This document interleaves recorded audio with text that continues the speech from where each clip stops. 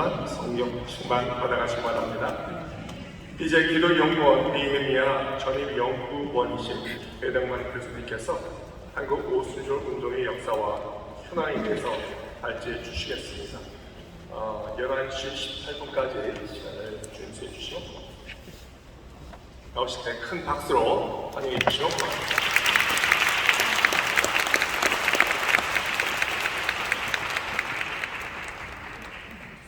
귀한 자리에 함께하게 돼서 감사의 영광을 생각합니다. 사실 이 자리에 초청을 받고 제가 가도 될 만한 자리인가 사실은 굉장히 주저를 했습니다. 제가 가르치는 학교도 아주 작은 학교고 제가 목회하는 교회도 요만큼도 안 되는 사람들이라고 생각하기 때문에 저희가 이렇게 큰 사람들이 많이 모여있는 곳에 있었던 적이 거의 없어서요. 매우 저에게 이질감이 느껴지는 자리이기도 합니다. 그럼에도 불구하고 하나님의 역사를 함께 나눌 수 있고 한국교회를 하나님께서 어떻게 이끌어 오셨는지를 공유할 수 있는 자리가 주어져서 자격이 없지만 기쁨으로 왔습니다. 특별히 오늘 발표할 논문을 쓰다가 제가 코로나 오미크론에 걸렸습니다. 비몽 사몽간에 논문을 썼기 때문에 그게 열병의 효력인지 아니면 성령의 역사인지는 오늘 강연을 끝나봐야 알 것 같습니다. 제가 받았던 주제이기도 하고 제가 원했던 주제가 한국교회 안에서 성령운동의 역사가 특히 오순절 운동이 어떻게 전개되었는가 하는 이야기를 다루는 것이었는데요. 그래서 검색창에 국회도서관에 가서 검색창에 몇 가지 키워드를 넣습니다. 그랬더니 예를 들면 오순절 운동, 그리고 성령 운동, 그리고 부흥 운동 이렇게 키워드를 검색을 했더니 거의 중첩되는 논문들이 계속해서 뜨게 된 겁니다. 다시 말하면 한국에 자기가 속해 있는 교단이나 신학의 배경에 따라서 용어를 사실 다르게 쓰긴 하지만 한국에서 부흥운동이나 혹은 성령운동이나 그 다음에 오순절 운동은 같은 말에 다른 표현에 불과한 거죠. 교단에 따라서 우리가 오순절 교회가 강조하는 반언이나 이런 것들을 인정하지 않거나 혹은 거리를 두는 사람들도 있습니다만 그 어느 교단도 성령 자체를 인정하지 않거나 또 우리의 신앙생활에서 한국교회의 역사에서 성령을 빼고 이야기를 하는 곳은 한 군데도 없었습니다. 우리가 삼일체 신앙을 주장하지만 적어도 우리 한국교회가 부흥운동의 역사 속에서 100년의 역사를 이어왔고 그것이 다양한 형태의 제도와 혹은 예배와 형식을 통해서 표현이 되었는데 그것은 결과적으로 오늘날 그 흐름의 가장 지배적인 흐름이 된 것은 단연코 오순절 운동이고 그러나 그 오순절 운동이 그냥 하늘에서 뚝 떨어진 게 아니라 한국의 부흥운동의 역사 속에서 출현하고 발전해 온 것이죠. 그러다 보니까 오순절 운동을 신학적인 이유에서 거리를 뒀던 사람들조차도 세월이 지나가면서 오순절 운동을 언급하지 않거나 오순절 운동을 연구하지 않으면 자신들의 입장을 설명하기가 어려워지게 됩니다. 그래서 오순절 운동이 한국교회 부흥운동 전반에 영향을 주기도 하고 그 부흥운동의 영향이 오순절 운동 안으로 들어오면서 오순절 운동도 세월이 지나가면서 모습을 조금씩 변해온 거죠.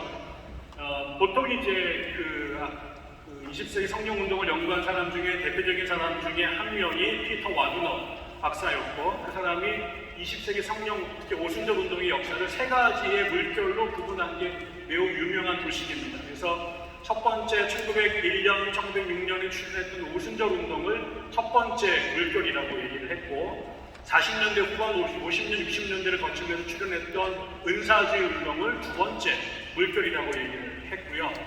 90년대 이후부터 출현하기 시작했던 나는 오순절 운동도 아니고 은사주의자도 아니야. 그러나 면밀하게 들여다보면 모양과 방법이 다양하졌지만 그 안에 여전히 오순절적 요소를 강하게 띠고 있는 사람들을 뭉뚱그려서 제3의 물결이라고 얘기를 했습니다. 이것이 이제 그 20세기 오순절 운동, 성령 운동을 이해하는 가장 편한 역사적 도식인데요. 이 현상, 이 도식을 한국교회에다 이렇게 집어넣어서 보면 한국교회도 거의 동등 비슷한 유형으로 성령운동이 변화, 발전해 왔다는 것을 알 수 있습니다. 그래서 저는 오늘 우리가 오순절 운동이라고 아주 협의해서 생각하고 있는 16 열심보험교회를 중심으로 한 성령 세례의 일체적 증거가 방언이야 라고 하는 것을 매우 중요하게 여기는 운동을 가운데 두고 이 운동이 출현하기 전까지 발전되었던 다양한 성령운동의 흐름들이 한국교회에 있었고요. 그 다음에 오순절 운동을 통과하면서 21세기에 들어와서 오순절 운동을 어깨에 딛고 새롭게 분화되기 시작한 다양한 형태의 성령운동들도 있습니다. 저는 이 세 가지의 덩어리를 갖고 오늘 한국교회가 어떻게 성령운동, 어떻게 오순절운동이 전개에 발전되어 왔는가를 얘기를 드리고 그 다음에 시간이 되던 마지막에 우리가 앞으로 그러면 21세기 성령운동, 오순절운동을 끌고 가기 위해서 고민해야 될 주제가 뭘까를 함께 나눠보겠습니다. 제가 강의를 막 하다 보면 시계를 보는 것을 잊어버리게 됩니다. 여러분께서 아까 정한 시간이 되면 박수를 막 치시고 많이 들었다 이렇게 해주시면 제가 내려가도록 하겠습니다. 우리가 먼저 한국의 오순절 운동이 출현하기 전에는 한국 안에 배경이 있습니다. 그게 성령 운동이고 넓은 의미에서는 부흥운동이라고 말할 수 있는 것이 있죠. 한국교회는 장로교, 감리교 선교사들에 의해서 만들어지고 그 뒤에 뭐 성결교, 그 다음에 구세군 이런 교단들이 끊임없이 들어왔습니다만 그리고 또 평양신학교, 그 다음에 협성신학교 중심으로 신학운동도 열심히 있었습니다만 한국교회를 한국교회에 낫게끔 만드는데 가장 결정적인 영향을 끼친 것은 단연 부흥운동입니다. 특별히 한국 부흥운동이 결국 한국의 교회가 세워진 것 자체가 19세기 말에 한국의 장로교, 감리교 선교사들이 태평양을 건너서 조선으로 들어왔을 때는 그것이 그냥 가고 싶어서 오거나 여러 가지 선택 중에 하나가 아니라 목숨을 걸고 이 태평양을 건넜는데 그 세상에서 가장 잘 살고 있는 미국을 버리고 그 다음에 가장 오지 중에 하나인 조선으로 선교를 올 때는 여러 가지의 결정적인 요소가 있죠. 그 중에 제일 중요한 것은 그 당시 미국에서 폭발적으로 벌어지고 있던 성령운동이었고 그 성령운동이 선교운동과 연결되면서 조선으로 온 겁니다. 여러분 아시나요? 19세기 말 20세기 초반에 미국에서 엄청나게 많은 선교사들이 조선에도 왔을 뿐만 아니라 일본, 중국, 인도에도 갔습니다. 근데 그 선교지 중에 가장 많은 선교사들의 희생자가 배출된 곳이 조선이었습니다. 여러분이 양어진에 가면 선교사님들 옆에 한 살도 못 살고 죽은 아이들의 무덤이 같이 있고요. 우리나라 와서 1년도 임기를 못 채우고 돌아간 선교사들이 부지기 쓰였습니다.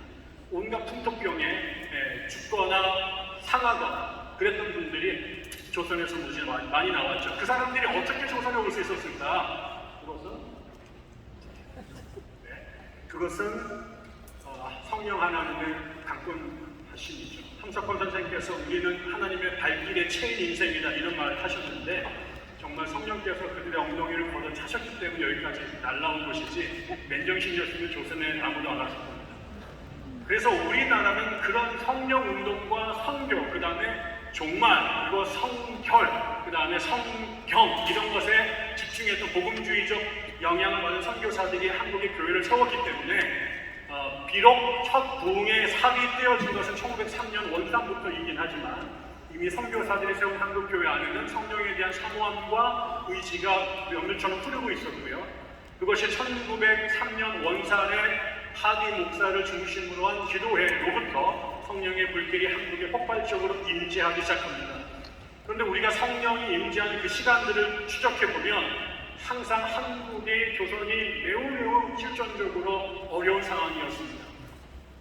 하디에선 하디선교에서 부흥이 일어난 그 시점도 우리가 동학혁명이 벌어지고 그다음에 청일전쟁이 벌어지면서 조선이 초토화가 됐던 그 시절에 교회는 물론이고 사람들 자체가 생존하기 어려웠던 그 시절을 배경으로 해서 선교사들의 사역이 땅에 떨어져서 더 이상 한 발짝도 앞으로 나가기 어려웠던 시절에 그들이 결과적으로는 하나님 앞에 의존할 수밖에 없었고 가장 낮은 마음으로 내려와서 선교사들이 그동안 자신들의 지식과 돈과 신학과 그다음에 미국이라고 하는 걸 배경으로 선교하려고 했던 것의 한계를 인정했을 때 성령께서 임재하셨고 그것이 하디를 통해서 원산을 뒤집었고 1907년 평양을 강타하고 결국은 한반도 전체로 그 교회가 확산되게 된 것이죠. 그래서 결국은 우리나라의 최초의 부흥은 부흥운동은 이제 성령운동을 통해 중심이 됐고, 그때 원산 평양으로부터 시작된 성령운동이 그 이후에 부흥회, 그 다음에 부흥사라고 하는 새로운 사역자와 사역 방식을 통해서 한국교회 전방위로 흩어지게 된 겁니다. 그래서 처음에 우리가 하는 것은 1907년 대부흥운동을 주도했던 장로교 출신의 길선주 목사, 그 다음에 1920년대에 한국교회 부흥을 이끌고 갔던 신유 사역자였던 김익두 목사, 1930년대에 한국의 성령운동으로 완전히 불을 질렀던 감리교 부흥사인 이용로, 이런 분들이 교파를 초월하고 방식은 달랐지만 누구는 종말론을 강조하고 누구는 신유를 강조하고 누구는 성령의 은사 체험과 회개를 강조했지만 그들 모두가 공통으로 강조했던 것은 성령 하나님이었습니다. 그것이 이 땅에 반만 년 동안 이교도 땅이었던 대한민국 안에 무속과 불교와 그 다음에 유교가 짧게는 1300년, 길게는 5000년을 지배했던 이 나라에 복음의 씨앗이 민중들의 심령 속에 들어갈 수 있도록 그 문을 찢어내기 시작한 것은 성령 하나님이었습니다. 그리고 그것이 한국교회를 100년 만에 이런 나라로 만들어 놓게 된 것은 하나님이셨고, 그 하나님의 성령 하나님의 역사에 도구로 헌신했던 사람들이 부흥사였고, 그 현장이 부흥회라고 하는 것입니다. 그 다음에 이어지면 그러다가 이렇게 해서 우리 한국교회가 1903년부터 1930년대까지 다양한 형태의 부흥회를 통해 한국교회가 꿈틀꿈틀 시작합니다. 그래서 성령이라고 하는 것이 한국 사람들한테 귀에 친숙한 용어가 되고 성령 집회, 성령 은혜 이런 것들이 유행하기 시작합니다. 그리고 1930년이 되면 그런 결과물 중에 아주 심각한 부작용이 나타납니다. 특별히 이용로 목사를 중심으로 한 뜨거운 성령파들이 생겨나기 시작했는데, 그 영향을 받은 사람들 중에서 신학을 공부하지 않고 기도를 열심히 하던 여인들 중에 대단한 성령가들이 출현하기 시작합니다. 이게 교회사에서요, 신학은 남성이 지배해 왔지만 성령운동에는 교회사에서 배제됐던 여인들이 활동할 수 있는 기회와 공간을 찾기 시작합니다.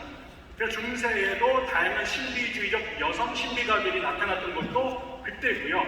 그 다음에 감리교에서 여성 사역자, 그 다음에 성결운동에서 여성 사역자, 오순절운동에서도 여성 사역자들이 발군의 실력을 발휘했는데, 성경을 연구하고 신학을 공부하기 위해서는 대학에 들어가가지고 학문을 훈련해야 되지만 성령을 체험하기 위해서는 억지력 기도하면 되는데 여기에는 성차별이 없거든요. 요엘이 마지막에 남자와 여자에게 성령을 주신다라고 했던 것은 적어도 성령 하나님의 임재 속에는 계급이나 학벌이나 성차별이 없었어요. 그러다 보니까 교회사에서 여성들이 최초이자 지금까지 남성을 견제하거나 아니면 넘어설 수 있는 영역이 생겼는 게 바로 부흥회였고 성령운동이었고 은사운동이었습니다.